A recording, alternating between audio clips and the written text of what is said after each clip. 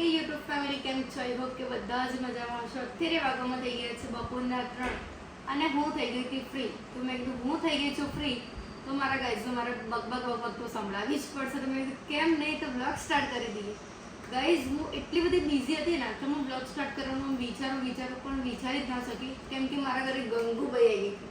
હવે તો ગંગુભાઈ તો બધાના જ ઘરમાં ફરતી હશે, બટ ગંગુભાઈ છે કોણ એ તો અમે લાસ્ટમાં વિડીયો જોવા મળશે કે ગંગુભાઈની હું જે કહાની કહી રહી છું એ ગંગુભાઈ તો એવા મહેમાન છે કે કશી વાત કરવા જેવી નહીં. ગંગુભાઈ મારું આખું રૂમ રમણ ચક્કર પેલું ન્યૂ સોંગ નીકળ્યું છે ને એવું આખું રમણ ચક્કર એને કરી નાખ્યું છે. હવે ગંગુભાઈને તો હું મલાવીશ રાત્રે, બટ અત્યારે મારી કલબલ સાંભળો. આજનો વ્લોગ મેં અહીંયાથી સ્ટાર્ટ કર્યો છે. મારા ન્યૂ વ્લોગ આવી ગયો છે, પટેલ રચિતામાં છે. જેને જલ્દી ના જોયા જલ્દીથી જોઈ આવો, અને એ ચેનલમાં નવા હોય તો જલ્દી સબસ્ક્રાઈબ કરી દો. આ વ્લોગ તો કન્ટિન્યુ જ રાખશે, એટલે તમે એવું ના સમજતા કે વ્લોગનો એન્ડ થઈ ગયો છે. મજા આવી જશે, એન્ડ સુધી વ્લોગ જોજો. આજે છે મારા મમ્મીનો બર્થડે, તો મારી મમ્મીનો હેપી બર્થડે કહીશ કે many happy returns of the day. Happy birthday mummy. અને બીજું તો શું કહું છું, હવે શું કરીએ છીએ શું નહીં આજના દિવસમાં ખબર પડશે. આજે મારા ઘરે આવી છે મારી દેરાણી. હાય સીમા. તો ગાઈઝ આવી ગઈ છે મારી દેરાણી, અને તમે ઓળખતા જ હશો. હાય સીમા. હાય. મજામાં? આવો. તમારી છે સીમુ. કહી દે બધા કમેન્ટ એવી કરે છે કે તમારા દેરાણી કેમ નથી દેખાતા, તો એને જ ક્વેશ્ચન પૂછી લો કે તમે કેમ નથી જોવા મળતા. ફેમિલીના ઇશ્યુને કારણે હું નથી આવતી. જે દિવસે આવીશ તે દિવસે તમને બ્લોગમાં જોવા મળીશ. તો ગાઈઝ એવું બની શકે છે કે કોઈક ટાઈમ અમે લોકો વિડીયો શૂટ કરીશું, મંદિરે જઈશું, મલાકત જઈએ છીએ, તો અમારો ટાઈમિંગ અને એમનો ટાઈમિંગ સેટ નથી થતું, એટલા માટે એ લોકો બી નહીં આવતા. જ્યારે પણ સીમા આવશે ત્યારે મેં બ્લોગ સ્ટાર્ટ કરીશું અને તમને સીમાની મોજ કરાવીશું. તો ચલો મળીએ આગળ. તો ગાઈઝ સીમાને ક્યારનું મારા ઘરે આવતું, પણ એને ટાઈમ સેટ થતો જ નહોતો. 5 મહિના થઈ ગયા ને લગ્ન. 5 મહિનાથી મને કહે છે કે ભાભી મારે તમારું ઘર જોવું છે, પણ પોસિબલ જ નહોતું. આજે 5 મહિના પછી સીમા ફાઇનલી મારા ઘરે આવી. અને મારા ઘરે મને એને એવું કીધું કે તમારું ઘર એટલું મસ્ત છે ને કે આમ પર્સનલી એમ રહેવા આવ્યા હોય ને એકલા તો બી કે મજા આવી જાય. મેં કીધું અમારા ઘરે બધાને મજા આવે છે, આમ સુકૂન મળે છે. જગ્યા બી એવી છે અને બહાર લોકેશન બી એવું છે, વાતાવરણ બી એવું છે, એટલે બધાને મજા આવી જશે. સીમા કેવું લાગે મારું ઘર? હે તો સીમાને તો બહુ જ ગમ્યું છે. તમને લોકોને મારા ઘરનું હોમ ટૂર બી જોવું છે. હું ટૂંક સમયમાં હોમ ટૂર મૂકીશ. એ વિડીયો તમને બ્લોગ જોવા મળશે પટેલ રચિતામાં. અને સીમા શું કહેવું છે બીજા ક્વેશ્ચન પર? કેટલાય ટાઈમથી મારે આવું છે ફાઇનલી મારા એના મમ્મીને લોકો આવ્યા હતા અમારા ઘરે, પણ સીમા આવી જ ના શકી. તો કે મારા મમ્મી આવી ગયા, મારા સાસુને આવે છે, પણ મને કોઈ લઈને જ નહીં આવતું. તું બી મારા ઘરે શું હોઈશ? એ નાની છે ને એટલે એના કંઈક મને કોઈ લઈ નહીં આવતું, પણ અત્યારે આવી ગઈ છે ફાઇનલ સીમા. હે ફાઇનલી મળી ગઈ. યસ, આમ મળે ને એટલે એકબીજાને મળીને ખાલી એક જ જેઠાણી જે ખોટા છે માનસી ભાભી, એમને તો અમે એવું કીધું સીમા આવી છે, તો માનસી ભાભી એકદમ આમ શોખ ક્યાં પહોંચી ગઈ કે મેં તો હું આલમપુર આવી છું. તો કે ના તારું જ ઘર છે કે ખબર પડી ગઈ કે.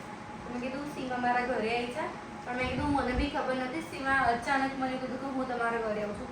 પહેલાં તો મને એવું લાગ્યું કે ફેક્ટ છે, સીમા જુઠ્ઠું બોલે છે. પછી ખબર પડી કે સીમા ફાઇનલી આવી છે. ગાઈઝ સીમા આવી છે. અમારા ઘરે પણ આમ મચ્છરોને બહુ જ ગમી ગયું છે, તો મચ્છર બી હવે એવું કહે છે કે મારે બી રચિતા દીદીના ઘરે જવું. ગાઈઝ ખબર નહીં આ મચ્છર ક્યાંથી આવી ગયા છે આટલા બધા એ બી રૂમમાં. તો મચ્છરને તો નીકાળવું જ પડશે, એના માટે હવે ચાલુ કરવું પડશે ઓલ આઉટ ચાલુ કરીશ. નહીં તો પછી અત્યારે ચોમાસાની સિઝન છે, બહાર વરસાદ બી ચાલી રહ્યો છે, તો ચોમાસાના લીધે કદાચ વરસાદને ગમતું હોય બની શકે. તો હવે શું કરીશું, મચ્છરને નીકાળવા પડશે જ નહીં તો પછી પેલો સ્પ્રે મારવો પડશે કાલા હિટ, મચ્છર સે નીકળ જાયગા. સોરી, મચ્છર મરી જશે એનાથી. પણ એટલા મોટા મચ્છર છે ને, તો મચ્છરોને બી એવું થઈ ગયું છે કે હું રચિતા દીદીના ઘરે જાઉં અને એમને આમ થોડું હેરાન કરું. પેલી ગંગુભાઈ તો મને હેરાન કરે જ છે, આજે મચ્છર પણ આવી ગયા છે મને હેરાન કરવા માટે. હવે નેક્સ્ટ ટાઈમ આવશે. હા રહેવા આવજે. હવે ગમી ગયું ને મારું ઘર, લોકેશન બી ગમી ગયું. બાય બાય, આવજો. અમે લોકો જઈ રહ્યા છે એણાસન જોગણી માતાના મંદિરે, અને આજે સન્ડે છે એટલે અમે દર સન્ડે એણાસન જઈએ છીએ. તો ફટાફટ પહોંચે એણાસન.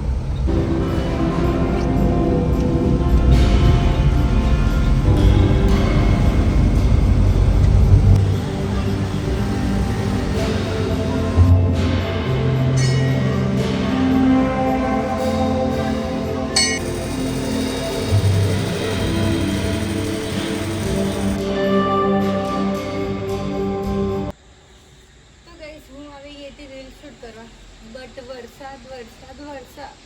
વરસાદના લીધે મારી શૂટ ના કર્યું. મતલબ અમારે મસ્ત વિડીયો શૂટ કરવો હતો, બટ પછી શૂટ ના કર્યું અને રીલ્સ ઉતારી લીધી. અને અત્યારે વરસાદ તો રીમઝીમ ચાલુ જ છે. આજે બધાના સન્ડેની પથારી ફેરવી નાખી છે વરસાદે.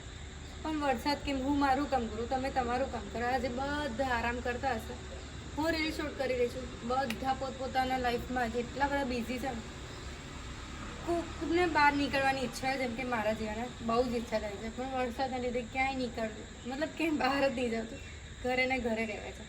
તો મારા જેવા કોણ ઘરે રહીને રીલ શૂટ કરે છે, મને કમેન્ટ કરજો.